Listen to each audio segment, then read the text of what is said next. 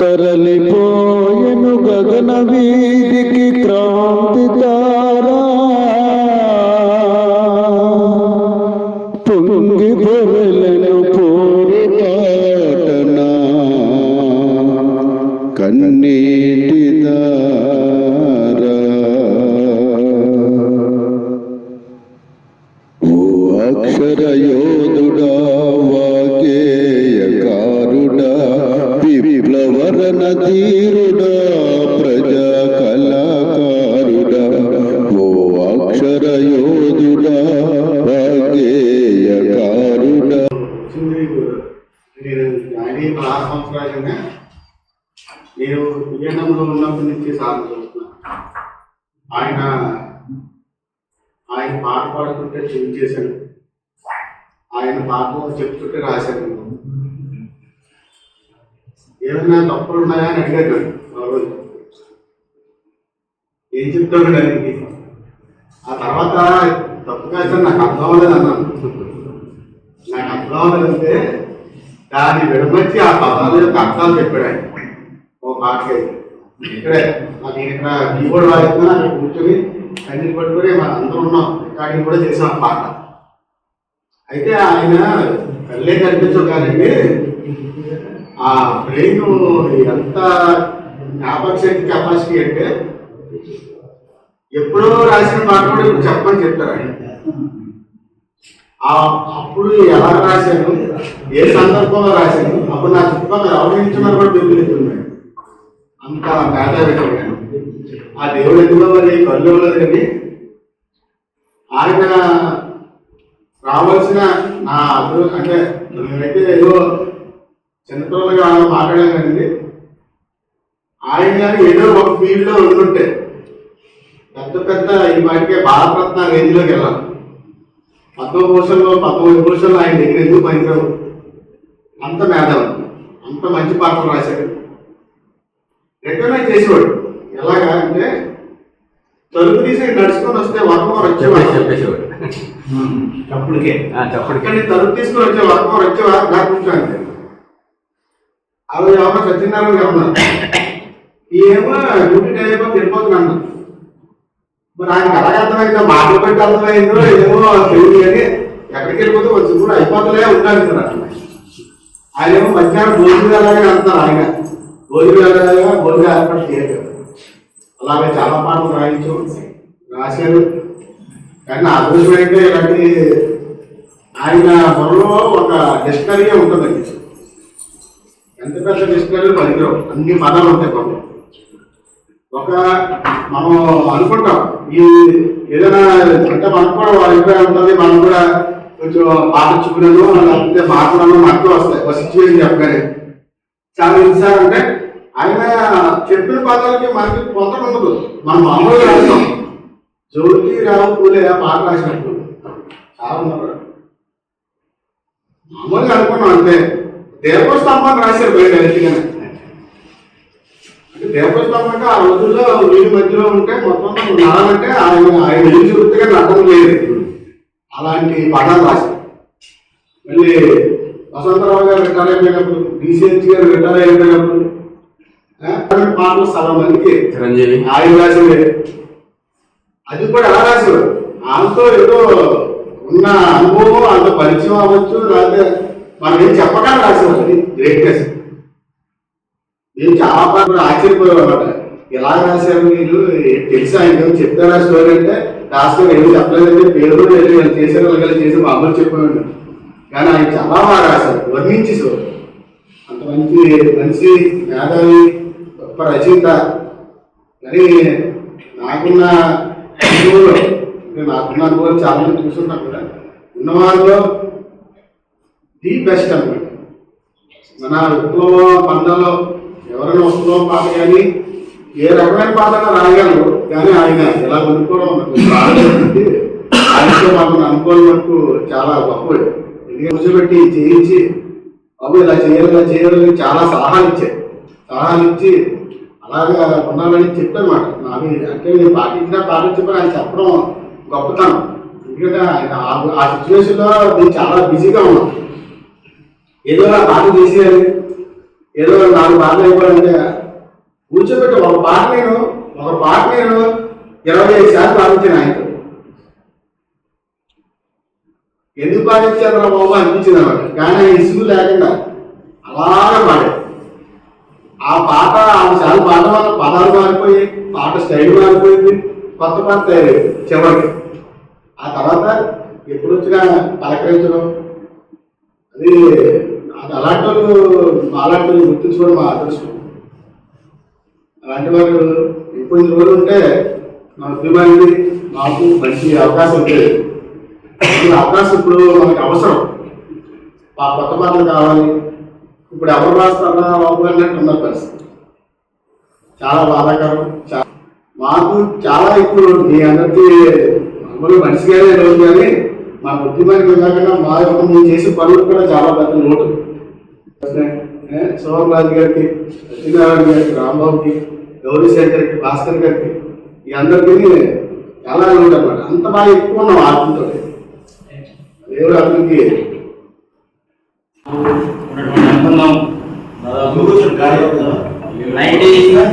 నుండి స్టార్ట్ అయినటువంటి జర్నీ చివరి వరకు కూడా కొనసాగింది. అంటే ఆయన ఒక స్ఫూర్తి, ఒక రకంగా చెప్పాలంటే ఇప్పుడు ఎన్నికలు జరిగినప్పుడు ఆయననే వ్యాన్తో పాటు లోపలికి రావడం జరిగింది. ఆయన రాసినటువంటి పాట పిలుపునందుకొని ముందుకు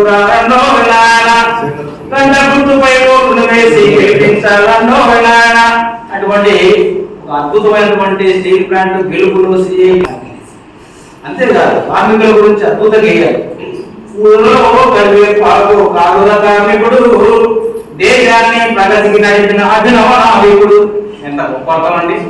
అంటే ఈ రోజు కార్మికులు అంటే కరివేపాకులాగా పనిచేయించుకొని వాడు ఈ దేశం అంతరిక్షం నుండి ఇందువరకు అన్ని పనులు జరుగుతుంటాయి. దానికి కారణం అంటే ఇంకోటి, మన చిట్టివద్దు దూరుకుని ఎన్నికలకు 1 వీక్ మనం అక్కడికి వెళ్ళాము ఆయనతో పాటు. అక్కడికక్కడే వాళ్ళ సమస్యలు వినడము, పాట రాయడము, ఎన్నికలకి. అంటే రాష్ట్రంలో ఉమ్మడి రాష్ట్రాలు అవ్వచ్చు, మనకు అందుబాటులో ఉంటూ కొన్ని వేల పాటలు, అంటే రికార్డ్ అనేది కొన్ని వందల పాటలు వచ్చేమో, కానీ ఆయన రాసేటువంటి పాటలు వందల పాటలు రాశారు. చివరిగా నేను రామచంద్రరావు కూర్చొని ఇప్పుడున్నటువంటి పరిస్థితుల్లో ఎస్సీ ఎస్టీ బీసీ తరగతులు జరుగుతున్న అన్యాయం, స్వతంత్రం వచ్చి 77 సంవత్సరాలు 75 సంవత్సరాలు అయిపోయింది. ఈ తరుణంలో వాళ్ళ పరిస్థితులు ఏంటి, ఎవరు బాగుపడ్డారు స్వతంత్రం వచ్చిన తర్వాత అనే బేస్ పాయింట్ తీసుకొని పాటలు 5-6 పాటలు రాశాడు మన చెట్టుకి. సండే 2 సండేలు వచ్చి అని అవి మిస్ అయిపోయి మరి మన గౌరీశంకర్ మీ దగ్గర ఉన్నాయని చెప్పాడు రామచంద్ర. అంటే సమాజం పట్ల కళాకారులకు ఒక స్పష్టత, సమాజంలో జరుగుతున్నటువంటి డే టు డే పొలిటికల్ అంశాలు అవచ్చు, సామాజిక అంశాలు అవచ్చు, ఒక పట్టు. అంటే బైబిల్లో ఒక వాక్యం ఉందండి, కన్నులను గుడ్డివారం దూరం. అంటే ఈ సమాజము మనకంత కళ్ళు ఉండొచ్చు కానీ చూడవు. ఆయన అలా కాదు, ఆయన కళ్ళు సరిగ్గా కనపడకపోయినా కూడా సమాజాన్ని అర్థం చేసుకుని అప్పుడు ఆ సమాజంలో జరుగుతున్నటువంటి దాన్ని చైతన్యం చేసేటువంటి రాసిన అద్భుతం చేయాలనేది చాలా గొప్పగా చెప్పుకోవచ్చు. నిజంగా ఆయన జీవితం గొప్ప జీవితం. వాళ్ళ పిల్లలు కూడా 3 పిల్లలు కూడా స్టాలిన్, సుందరయ్య, ఇద్దరు కూడా వారి పాత్ర వాళ్ళు.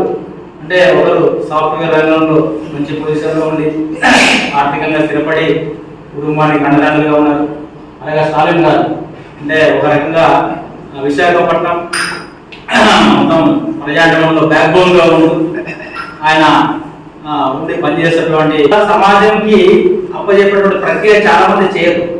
నాతోనే అంతరించిపోతా పిల్లలకు సంబంధం లేనటువంటి పరిస్థితి క్రమంలో వాళ్ళ పేర్లు అవ్వచ్చు, వాళ్ళకు ఆ తోలో మీరు నడవడానికి మార్గాన్ని చూసినటువంటి గొప్ప వ్యక్తి సన్యాసరావు.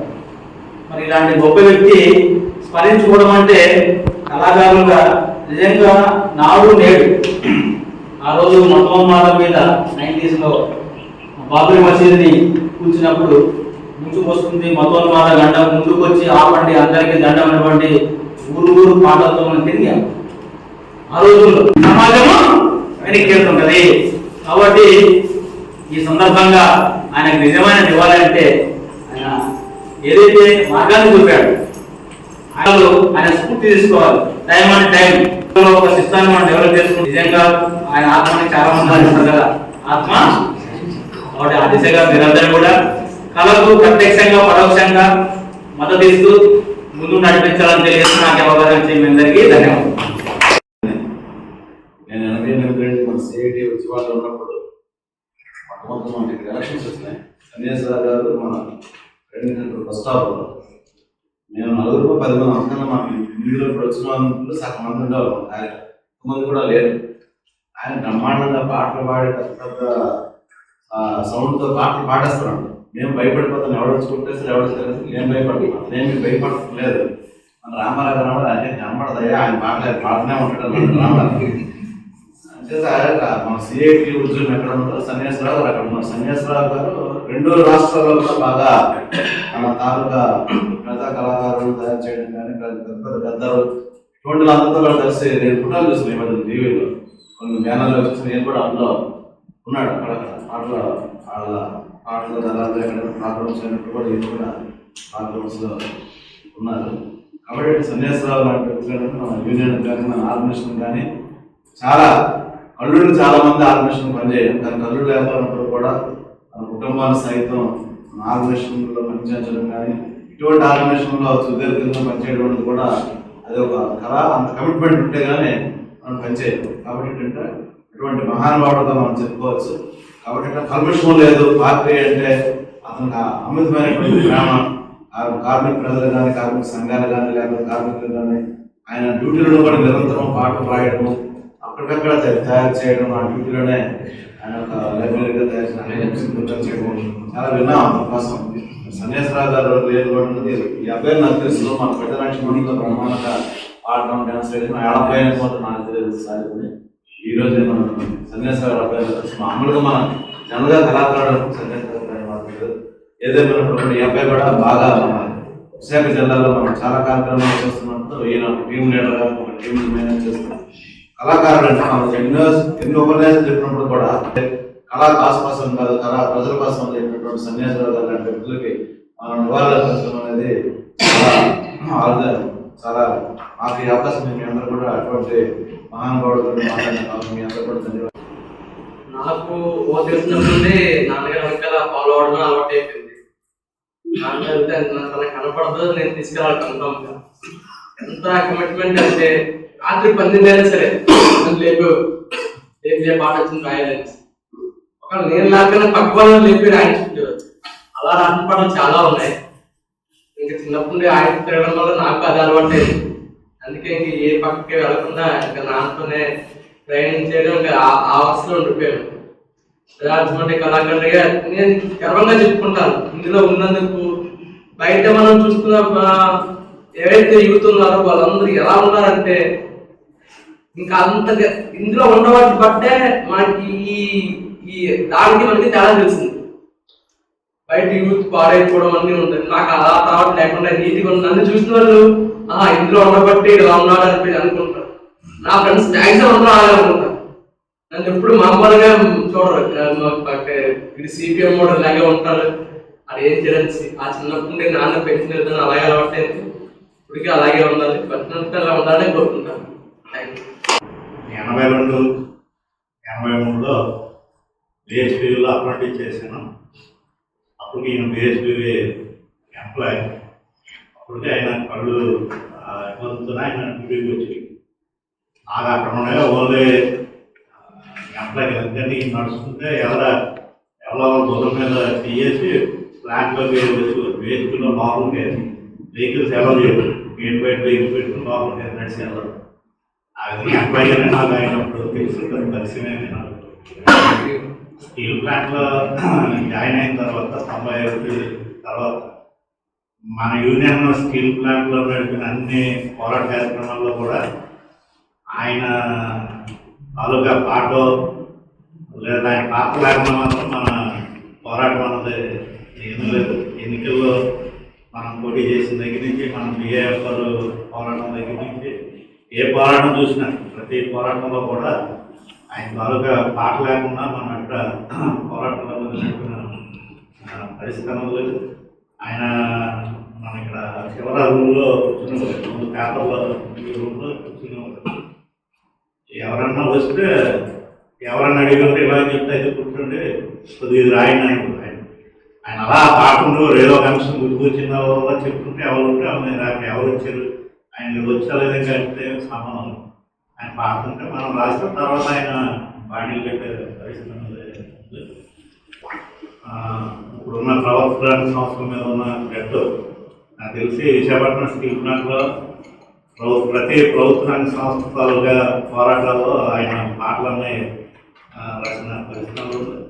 ఇప్పుడున్న ప్రభుత్వ రంగ సంస్థల మీద ఉన్న ఈ ప్రైవేటీకరణ ప్రమాదం ఉన్న పరిస్థితుల్లో అలాంటి కళాకారులు కార్మికుల్ని ఉత్తేజపరిచే ఉద్యమాల వైపు నడిపించే కళాకారులు అన్నది లేకపోవడం అన్నది ప్రభుత్వ రంగ సంస్థల కార్మికులకి కార్మిక ఉద్యమాలకి తీవ్ర నష్టం. ఆయన అనారోగ్యంతో ఈ మధ్యకాలంలో ఏమైనా ఆయన గుర్తున్నదే ప్రధానంగా మన స్టీల్ ప్లాంట్లు ప్రైవేటీకరణ వ్యతిరేక ఉద్యమం పెద్ద ఎత్తున ఆయన చనిపోవడం అన్నది స్టీల్ ప్లాంట్లు ప్రైవేటీకరణ వ్యతిరేక కూడా తీరం రోజు ఆయన మరణానికి ఆయన మరణానికి సంతాపం తెలియజేస్తూ వాళ్ళ కుటుంబానికి మన సిపిఎం పార్టీ స్టీల్ కమిటీ తరఫున నెల మనందరికీ తెలుసు 12వ తారీఖున సీతారాం గారు మొత్తం మనందరి అగ్రనాయకులు వామపక్ష ఉద్యమ అగ్రనాయకులు 12వ తేదీ చెప్పారు. ఆయన అంత్యక్రియలు జరుగుతున్న 14వ తేదీన సన్యాసరావు గారు మరణించుకోవాలి. వాస్తవంగా సన్యాసరావు గారు కోసం మనందరూ కూడా చెప్పారు. 85లో ఆయన మల్కాపురంలో ఉండేవారు. 85లో ప్రజానాట్య మండలి మహాసభ మల్కాపురం అనేది చాలా బాగా జరిగింది బండ వేషాలతోటి. అసలు ఆ తర్వాత మళ్ళీ ఎక్కడ జరగలేదేమో. ఆ తర్వాత ఇంకోసారి గోపాలపట్నంలో జరిపారు. చాలా భారీ ఎత్తున జరిపారు. అంటే మనకి ఎక్కడ ఉద్యమం జరిగినా ఎక్కడ ఏ సంఘటన జరిగినా మన రాష్ట్రంలోనే కాదు ఒక రకంగా కలకత్తాలో సిపిఎం పార్టీ మహాసభ జరిగిన అక్కడ కూడా ఈయన వెళ్ళి చేశారు, ప్రచారం చేశారు. అలాగే కలకత్తా వెస్ట్ బెంగాల్ ఎన్నికల్లో కూడా ప్రచారం చేసిన ఈయనకి కంటికి ఇబ్బంది ఉన్నప్పటికీ కూడా కొంతమంది యువకులు పుట్టుకతో వృద్ధులు, కానీ ఈయన మాత్రం నిరంతర యువకుడు. అలాంటి యువకుడు 74 ఏళ్ల వయసులో మన నుంచి దూరం అవడం అనేది వామపక్ష ఉద్యమానికి కానీ ప్రజా కళలకు కానీ మొత్తం చాలా తీవ్రం లోటు. ఆయన మృతికి సంతాపం ప్రకటిస్తూ ఆయన కుటుంబానికి నా సానుభూతిని తెలియజేస్తాను. సంజయరావు గారు గంగిరెడ్డి సంజయరావు గారు అంటే మా ఫస్ట్ లో 91 జాయిన్ అయినప్పుడు ఆయన ఆ పాటలు కూడా ఆయన అంటే మేము కూడా బద్దాలు సఫల్ ఉన్నప్పుడు నుంచి మేము స్టూడెంట్ లైఫ్లో కూడా ఫస్ట్ నుంచి ఉన్నాం కాబట్టి కొంచెం భావజాలాలు ఉన్నాయి. తర్వాత మేము 85లో కూడా పుస్తకపల్లి సుందరయ్య గారు చనిపోతే మేము లారీ మీద విజయవాడ అనుకుంది. ఆ భావజాలంతో అక్కడ ఉన్నాం. ఇక్కడికి వచ్చినప్పుడు కూడా ఆటోమేటిక్గా కనెక్ట్ అయిపోయింది. ఇక్కడ జాయిన్ అయినప్పుడు 92లో మనకి భారీ ఎత్తున వైజాగ్లో మనకి ఆర్కే బీచ్ దగ్గర భారీ ఎత్తున హెచ్డీ గారు కూడా వచ్చినప్పుడు బాగా మీటింగ్ బాగా జరిగింది. కళాకారులు ఎక్కడి ఖాళీగా మనం వెళ్తుంటే ఆర్కే బీచ్ దాకా కంజరి అట్లా బాగా ఇష్టం. అది ఎవరో పడుతుంది సరే కొట్టాలి దాన్ని తీసుకొని కొట్టుకుంటే ఆ పాట పాడుతున్నారు. మన పార్టీ పాటలు పాడుకుంటే అలా ఆర్కే బీచ్ దాకా 92లో అప్పుడు జరిగిన. అలాగే తర్వాత గంగిరి గారు మన సంజయ్ రావు గారు బాగా ఇక్కడ మనం మాట్లాడడం ఇక్కడ ఈ కార్యక్రమాలు ఎక్కడ జరిగినా కానీ ఆ విధంగా ఇక్కడికి వచ్చినప్పుడు ఇక్కడ మన యూనియన్ ఆఫీస్కి వచ్చినప్పుడు కూడా నాకు కూడా మేము రిటైర్మెంట్ అయినప్పుడు కూడా పాట కూడా దాస్ గారు మేము మన రామచంద్రరావు గారు కూడా మాకు పాటలు దగ్గర ఉండేసి మీరు ఇలా మీరు పాట మీరు చెప్తుంటే రాయడానికి ఇంటికి వెళ్ళిపోయి అక్కడ పాటలు మాకు కూడా పాటలు ఎంత చెప్పినా కానీ ఆయన చేసిన కార్యక్రమాలు కానీ చేసిన ఎన్నో మనకి సేవలు చేసాడు. మన గ్రాంట్కి కావచ్చు, మనకి రాష్ట్రం కావచ్చు, ఆయన ఎక్కడ ఉద్యోగం చేసుకున్నా కానీ ఏదైనా సరే ఆయన చేసిన త్యాగం మనం తీయడం లోటు. ఆయనకి మనం ఎప్పటికైనా వాళ్ళు ఎంత చేసినా తప్పే. కాబట్టి ఆయన మహానుభావుడు. మనం ఇంకా ఆయన చెప్పిన బాటలో కొన్ని మనం కొన్ని తీసుకెళ్తామని చెప్పేసి కోరుకుంటూ సెలవు. మాకు చాలా అంటే ఇక్కడ చెప్పొస్తుందంటే ఎలక్షన్ అయ్యేటప్పుడు మన పాట రాసేటప్పుడు అదే ముందు ఒక 2-3 రోజులు ఉండగానే ఆ పాట మీద ముందే మనం గంట కొట్టుకుంటూ పాట పాడుతూ అప్పుడు తిరుగుతూ ఒక రోజులు ఊహించేటప్పుడు ఎలా ఉండేదంటే అప్పుడు రాసిన పాట కూడా సంవత్సరాలే. ఆ పాట పాడు మనం సెంటెన్స్ లో చూసాము. ఎందుకంటే కారణం అంటే అతనే అంటే ఆ పాట అవతల ఏ యూనియన్ సరే వాళ్ళు ఏంటంటే ఒక విధంగా ఇక్కడ వాళ్ళు పాట పాడుతున్నారు. ఆ ఇన్స్ట్రక్షన్ అనేది జరుగుతుంది ఇప్పటికీ. ఆయన కొడుతుంటే అందులో మన అథ్లెట్ పేరు మన మహేష్ కొడుతుంటే ఎలా ఉంటుందంటే ఆ పాట రాసిందానే. అప్పట్లో బాగా స్ట్రగుల్స్ ఎలక్షన్ వచ్చిందంటే అది ఇంకా మా ఫ్యామిలీ వచ్చేటప్పటికి ఒక సందర్భం సత్యనారాయణ గారికి నన్ను పంపించారు. రాస్తారు వెళ్ళి అక్కడ పాట అయిపోయి చూన్ చేసుకొని రికార్డ్ చేసుకుని తీసుకున్నాను. ఆ తర్వాత అక్కడ వెళ్ళా వాళ్ళ ఇంటికి. ఎప్పుడు వచ్చారు 8 గంటల టైం అవుతుంది. ఆ 8 గంటల టైం అవుతుంది వెళ్ళిన తర్వాత నాకు చిన్న పాట ఇంట్రెస్ట్. మా అన్నగారి మన వాళ్ళకి పాట నేర్పి వాళ్ళ స్కూల్లో ప్లే చేయాలని కాన్సెప్ట్ ఉండేది నాకు. ఆయన తర్వాత ఏమో రాసిన తర్వాత కరెక్ట్ రాత్రి 10:30 అయిపోయింది. ఇప్పుడు నీకు ఎవరి పాట కావాలంటే ఇప్పుడు మా మన వాళ్ళకి పాట నేర్పి స్కూల్లో ప్లే చేయాలని అనేటప్పటిగా మన రాజు వీళ్ళ అమ్మాయి అబ్బాయి ఒకసారి జాయిన్ అయ్యారు. అక్షరాభ్యాసం చేశారు. తర్వాత ఇంకో స్కూల్ మారిన తర్వాత ఎంత 6th లో ఇప్పుడు అయ్యేటప్పుడు అప్పుడు ఐపీఎస్ కానీ 4th కానీ ఒక ఉండేవారు. ఆ స్కూల్లో పాట పాడుతుంటే ఆఖరికి ఒక విధంగా ఇన్స్పిరేషన్ ఏదేదో పుట్టుకొచ్చి అంత చేసిన తర్వాత ఏమో ఆ అమ్మాయి తోటి ఫోటో తీసుకొని అతను ఇల్లు పెట్టుకున్నాడు. అంటే ఆ 6 years ఏజ్ లోను ఆ పాట ఈ పాట ఎవరైనా సరే అంటే ఎలా సందర్భంగా ఆ పాట ఇప్పటికీ ఆ మైండ్ లో ట్యూన్ అయిపోయింది. ఇప్పుడు ఆ అమ్మాయికి 13 years ఇప్పటికీ మైండ్ లో ట్యూన్ అయిపోయింది. ట్యూన్ అయిపోయి ఆ పాట పాడుకుంటుంది. పాడిన తర్వాత రీసెంట్ గా ఒక దీంట్లోను లైట్ ప్లే ఆమె కూడా. దాని తర్వాత ఒక దగ్గర పాట పాడాలి. అప్పుడు తాతయ్య ఉన్నారు కదా, తాతయ్య దగ్గర పాట రాయించంటే రీసెంట్ గా ఒక 4 months 5 months అయింది. లేదు అతను కండిషన్ బాగాలేదు, హెల్తీగా అనేది చెప్పారు అంటే తవ్వుతారా అని. తర్వాత ఏమో అలాగా అని బాధపడ్డాడు. అయితే చనిపోయారు అనగానే అమ్మాయికి అప్పుడు ఫోటో తీసుకుంది. ఆ ఫోటోని వాళ్ళ లైఫ్ స్టూడెంట్సే వాళ్ళందరికీ నేను తెలియదని ఆ ప్రిన్సిపల్ చూపించింది. ఇదిగా నేను చిన్నప్పుడు వచ్చిందంటే ఆ తాతయ్య గారు చనిపోయారంటే ఇదే విషయాన్ని వాళ్ళ పేరెంట్స్ వాళ్ళ ఫాదర్ ఏమో మెరైన్ ఇంజనీర్ అతను కూడా ఇలా చనిపోయారు. ఆలోచన తర్వాత అతను కూడా ఫోటో పంపించమన్నారు. ఆ సంజయ్ ఫోటో ఎలా పడుతుంది పంపించాను. ఇదే కాదు మేము పాట ఎక్స్పర్ట్ చేసేటప్పుడు రైల్వే భోగిల పాట పాడుతుంటే ఒక విధంగా వెళ్ళేవాడికి ఊరు సైలెంట్ ఉన్నా సరే వాడికి ఒక ఇన్స్పిరేషన్ గాను పాటంటే అంతే కదా. స్టేషన్ అయిన తర్వాత ట్రైన్ అవుతుంటే అంటే వసూలు చేయడు వాళ్ళ దగ్గర.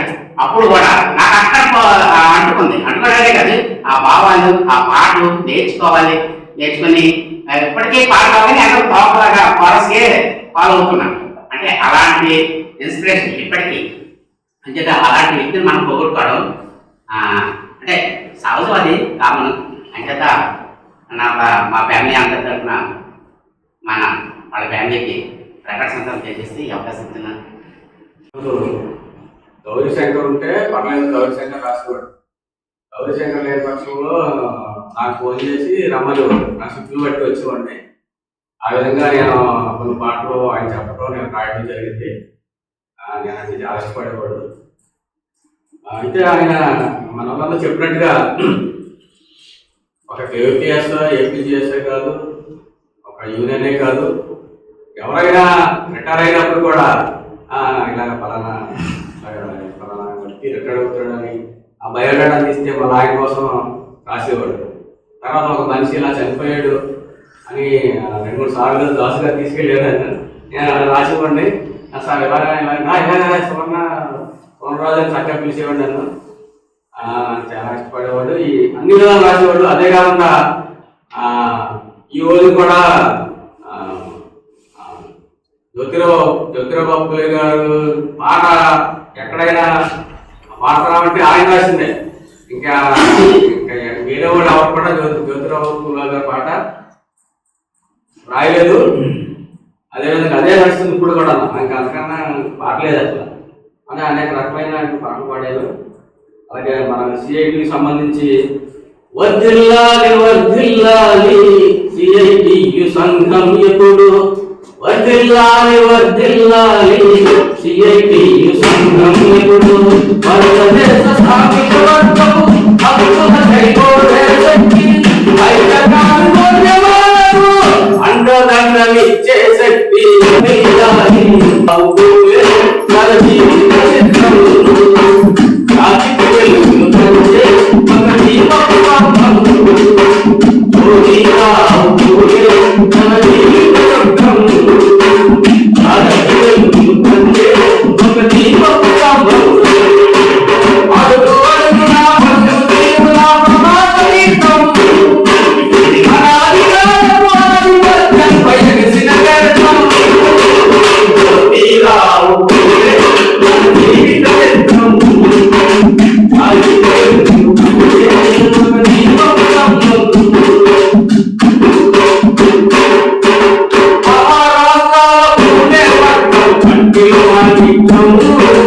చిన్నవారి గోవిందరావుల దివ్య దర్శనం, పసి వయసులోనే చదువు పలుకై పరితపించినాడు, పసి వయసులోనే చదువు పలుకై పరితపించినాడు, వర్షం ముంచి నది సాయంత చదువులు మరణించే శ్రీరావు జీవిత చిత్రం,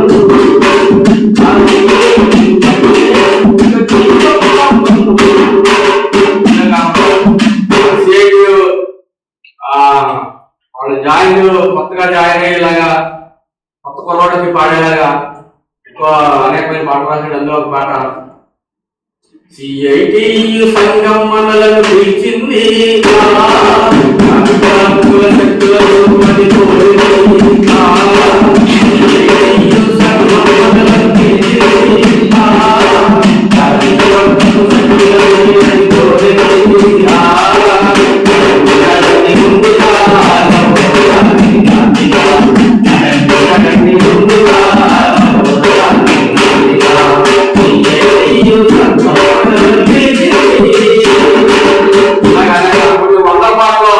ఏ పాట పాడాలని ఎదిరితే అది అసలు అన్ని హిందీ బుక్ లో కూడా అన్ని 100 పాటలు రాశారు. అదేవిధంగా అది ఆ పాటని రాయడం అది ఈజీ కాదు. ఆయన పాట రాసిన అంటే దాని బాడీ కట్టి పాట స్టైల్ చెప్పేసేవాడు ఇలా పాడాలని. అదేవిధంగా ఆయన కుమారుడైన స్టాలిన్ గారు కూడా అదే పందాన్ని ఎంచుకుని ఆ పాటలు రాసే కార్యక్రమం ఇప్పటి నుంచే నేర్చుకుని చేసినట్లయితే మన ఉద్యమానికి అనేక రకమైన ఉపయోగపడుతుంది.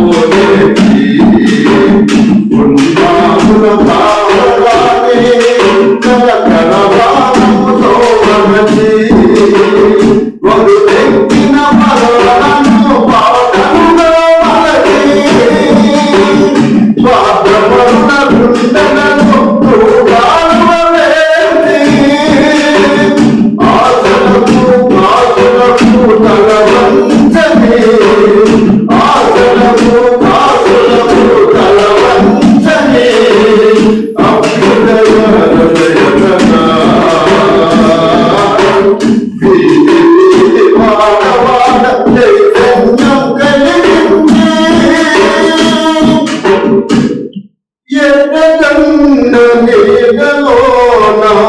తనువును చాలించిన ఎన్నదగిన త్యాగానికి జోహాలు. ఓ మహనీయుడా కన్యాసిరాయుడా, ఓ మహనీయుడా కన్యాసిరాయుడా, నాయకుడుపై కట్టించిన మనసు అవినీతి పరుడాలను నడచేసే కాపురాని పాట నగపడిన బతుకులకే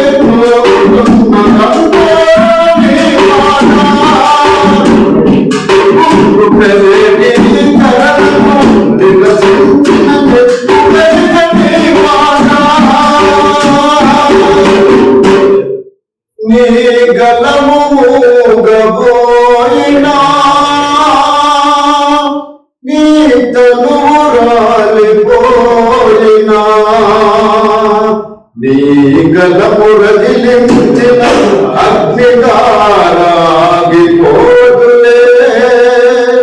ఎదలో నీ గానం ప్రతిధ్వనించులే.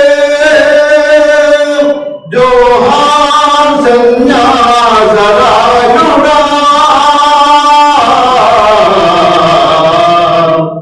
జోహార్ సన్యాసరాయుడా. Welcome to our YouTube channel. Don't forget to like, subscribe and share the videos.